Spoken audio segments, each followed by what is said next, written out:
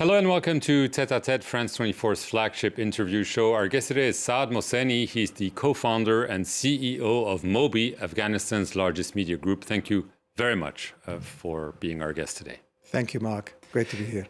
So you came back to your native Afghanistan after the U.S. intervention over 2 decades ago. You then started an independent local radio station. It morphed into the country's most popular TV station, Tolo, even branching out to other country. You have not gone back since the return of the Taliban over 3 years ago. And in your book, Radio Free Afghanistan, you describe the ups and downs of building a media conglomerate in a country that has been through so much. First question, you started writing this book essentially as a memoir or as an obituary when the Taliban came back to power, but it didn't turn out this way. Yeah, I mean, it's, yeah, thank you. That's a good introduction. But so in August of 2021, when the Americans withdrew, I could describe that as perhaps the most traumatic period of my life. And I think most Afghans feel the same way, especially the ones stuck inside of Afghanistan who had to get out. And I felt what we had created will disappear very quickly. So a few months later, I thought to myself, I should write our story. It's an interesting story. I think it was impactful, but I could not see the media outlet surviving the Taliban rule. So then I started writing the book, and it soon became apparent that, no, we will continue our business. Don't know how, but we've continued for the last 3 years. But I still had a commitment to deliver the book. So I sought someone's help, and she helped me write the book, and the book's out. And it tells the story of essentially our media group, but it also tells the story of Afghanistan, because the 2 decades that followed 9/11 were transformative for the country. It changed the country. You know, the country is a changed Afghanistan from 2001. Right, because, I mean, your family left Afghanistan in 1978. You've lived in Japan, in Australia as well, and you decide to come back, and you start a radio station in 2003, a bit out of the blue, and suddenly it becomes a hit. You also have women working in the radio and then eventually in your TV station. And it's not only about hard news and everything, it's also about entertainment, because you say in the book, well, contrary to what many thought, the Afghans also deserve to enjoy. And they like to enjoy things. They still do. The country was in need of both hard news as well as entertainment programs, and we filled that vacuum. But for us, it was an accidental business. We landed in Afghanistan not quite sure of what we would do. With your brothers? With my brothers, and eventually my sister. And the idea was to do something that would take us back to Afghanistan every few months. You know, we never really had closure after we left Afghanistan. We had this sort of this dying urge to get back when we could. And Afghanistan was an extraordinary place. And I don't know if you had been, but in 2002, 2003, it was just a clean slate. You could almost do anything. And it was a fresh start for the country and its people. So we started off with this very small radio station that led to television and so forth. But the country is a young country. It's the youngest country outside of sub-Saharan Africa. Even to this day, the median age is 18. Half the population was not born the last time the Taliban were in power. Population of 43 million, double the size of the country in 2001. And if you project forward with our growth rates of 3% per annum, it's going to be 100 million people, and by 2060, 2070. So it's a changed country, and I think the Taliban have realized that as well. And in some ways, you could say that the genie's out of the bottle, and it's going to be hard to put back in, because the people of the country view things very, very differently. And this is a challenge for the Taliban today as they rule the country. Right. In the book, you recount also the challenges you faced, pressure from the governments, from the Taliban, corruption attempts, and even a deadly attack against you perpetrated by the Taliban in 2016. This must have been a very dark hour.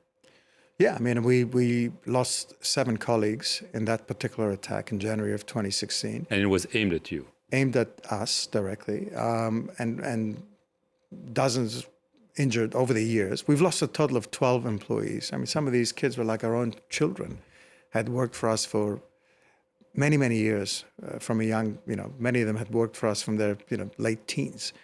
So it was devastating for us. But the pain that we suffered, and we still suffer from loss of these colleagues, is a pain shared but with many, many other Afghans. Afghanistan's been mired in conflict since 1980.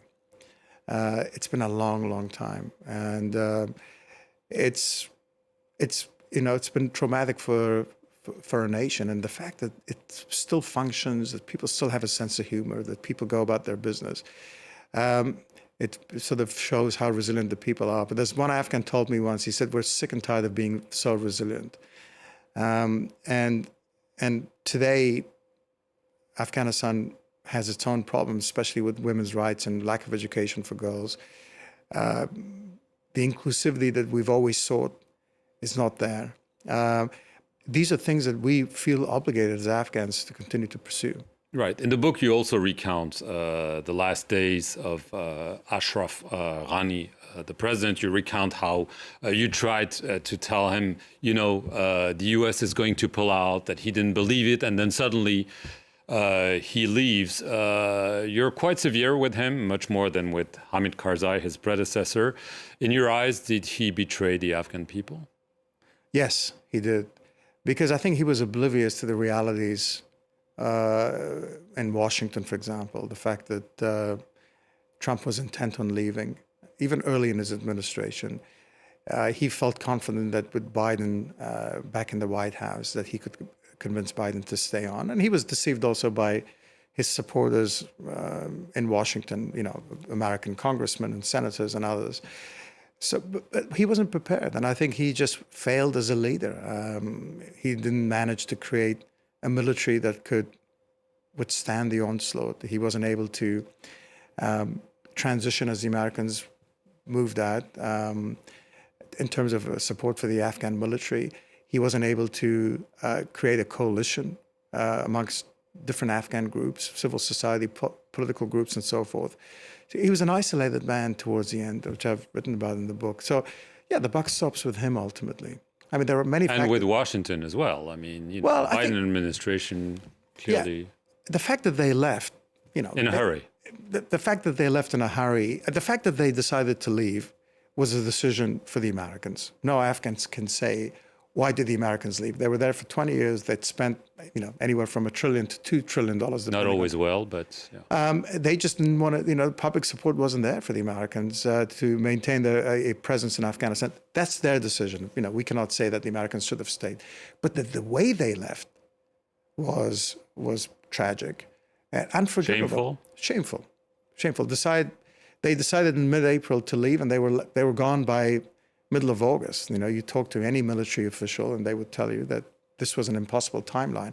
It's interesting that Trump has announced a investigation of the withdrawal, and I think it's good for the truth to come out to see who was. Can Trump re-engage maybe the Taliban? Obviously, I mean, you've advocated, you said isolating the Taliban like the international community has done is wrong, not on principles, but just pragmatically. It doesn't help the Afghan people. Is Trump, who's engaged North Korea, someone you think could and should engage the Taliban? Well, first and foremost, the world is engaging the Taliban. Well, not officially. Well, some have missions. The EU has a mission on the ground. The Japanese have their embassy there. No one has recognized them. No one's recognized them. But they need to engage, because in order to deliver aid to 43 million people, inoculate kids against polio, to have contact with civil society, women's organizations, and so forth, even with development projects, they call it basic needs, you need to engage with the authorities in Kabul. So that's already happening. What we're saying is do it within a framework of sorts and work with the international community, whether it's the UN or the region, in order so that there's a path. I mean, the Taliban need to understand that it's not acceptable that, when half the population is silenced. And I think women. And yes, Afghan women and girls cannot go to school. They cannot work. I mean, they do work in some cities depending on, the attitude of the local Taliban leader. And in the cities, they continue to be able to go to work. But the decrees which are being issued from Kandahar increasingly make it difficult. There has to be, so that there's a disconnect in terms of implementation and decrees, but something has to give. And the concern that we have is that the conservatives will prevail, and it'll become impossible for women to even have the rights they have today, which are a fraction of what they had before. So I think engagement would then allow the international community to say to the Taliban, there is a path for you, but these are the things that you're obligated to do as a member of the international community, as a member of the UN. Just as a last question, Tolo continues to exist. I mean, obviously you had to scrap some shows, Afghan Star. And can you still function, or do you have to obey the Taliban? They don't want women with their faces on the screen. They don't want women involved in the news. How can you function? Do you have to obey them?